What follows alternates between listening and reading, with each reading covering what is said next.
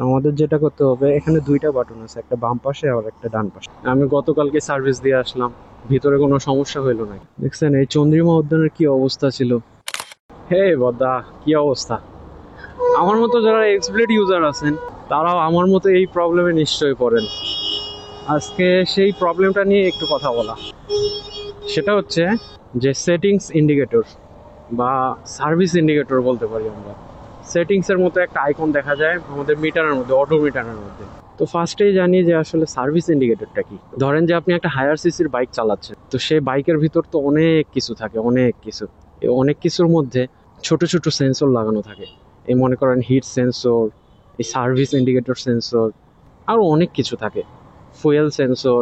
তো higher CC বাইকগুলোর মধ্যে এই সেন্সরগুলো লাগানো থাকে যাতে ইউজারের সুবিধা হয় বা বাইকারের সুবিধা হয় বুঝতে যে আমার বাইকের ভিতরে ইন্টারনাল কোনো সমস্যা হইল নাকি। কারণ বাহির থেকে তো কোনো কিছুই বোঝা যায় না, সেই কারণে ইঞ্জিনিয়াররা ভিতরে অনেক ধরনের সেন্সর লাগায় দেয়। এই সেন্সরগুলোর বাইরে থেকে আপনি এই লাইটগুলো বা সেন্সরগুলোর ইন্ডিকেটর দেখলেই বুঝতে পারবেন যে আচ্ছা আমার বাইকের ভিতরে এই সমস্যা হয়েছে বা এই সমস্যা হয়েছে। সেরকমই হইলো সার্ভিস ইন্ডিকেটর। সার্ভিস ইন্ডিকেটরটা আসলে কেন জ্বলে? এটা জ্বলার কারণ হইলো বাইকের ভিতরে যদি কোনো সার্ভিসের দরকার পড়ে, সেক্ষেত্রে এই সার্ভিস ইন্ডিকেটরটা জ্বলে। তো এখন মূল কথায় আসি যে এই সার্ভিস ইন্ডিকেটরের আমাদের বাইকে কি দরকার। আমাদের বাইকে যদি সত্যি কথা বলেন তাহলে আমাদের বাইকে এটার কোনো দরকারই নেই। মানে হলো যে আপনার কোনো ভয়ের কোনো কারণ নেই। কারণ কি? কারণ হলো আমাদের এই বাইকের মধ্যে আমরা যে আইকনটা দেখা পাই, এটার মধ্যে ভিতরে বাইরে কোথাও কোনো সেন্সর নেই। এটা জাস্ট একটা প্রোগ্রাম করা।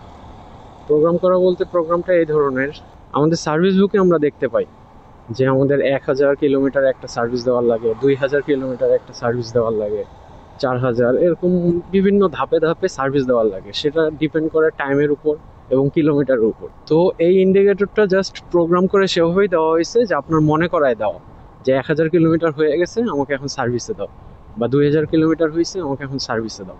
এটাই, এটা ছাড়া আর এটার কোনো কাজ নেই ভাই। আপনারা আবার চিন্তিত হয়ে যায়েন না যে সার্ভিসের ইন্ডিকেটর উঠছে মানে এখন সার্ভিস করাইতে হবে।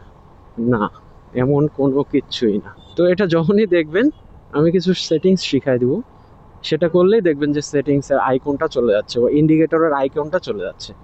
তো চলেন আমরা এখন ওটাই দেখি যে এই আইকনটা কিভাবে অফ করা যায়। চলেন সামনে কথা থামি, থামে তারপরে কথা বলি। দেখছেন এই চন্দ্রিমা উদ্যানের কি অবস্থা ছিল, আর এখন কত সুন্দর অবস্থা। তো আমাদের যেটা করতে হবে, এখানে দুইটা বাটন আছে, একটা বাম পাশে আর একটা ডান পাশে। বাম পাশের বাটনটা নিয়ে কোনো কাজ নেই, আমাদের সব কাজ করতে হবে ডান পাশের বাটনটা দিয়ে। ডান পাশের এটা চেপে ধরে চাবিটা অফ করতে হবে, আবার অন করতে হবে। তো সেটাই করি, ডান পাশের বাটনটা চাপে ধরি, চাবিটা অফ করি। বাটনটা চাপে ধরেই রাখতে হবে, আবার অন করি। এরপর বাটনটা ছাড়বেন না, দেখেন সার্ভিস ইন্ডিকেটরটা চলে গেছে। তো এই হলো সিম্পল একটা কাজ, এটা নিয়ে ভয় পাওয়ার কোনো কিচ্ছুই নাই।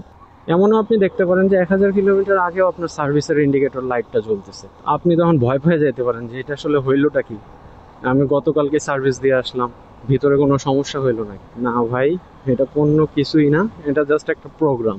এটা জাস্ট আপনাকে মনে করায় দিচ্ছে যে এখন সার্ভিসের টাইম। আর বাইকের সেন্সর থাকলে তো ওরা বুঝতে পারতো যে বাইকের সার্ভিস করা হয়েছে। সেন্সরই নাই, তো ওরা কেমনে বুঝবে যে আপনি বাইকটা গতকালকে সার্ভিস দিছেন। তো এটা নিয়ে ভয় পাওয়ার কিচ্ছু নেই। সো প্যারা নাই, রিল্যাক্সে থাকেন। সে পর্যন্ত টাটা।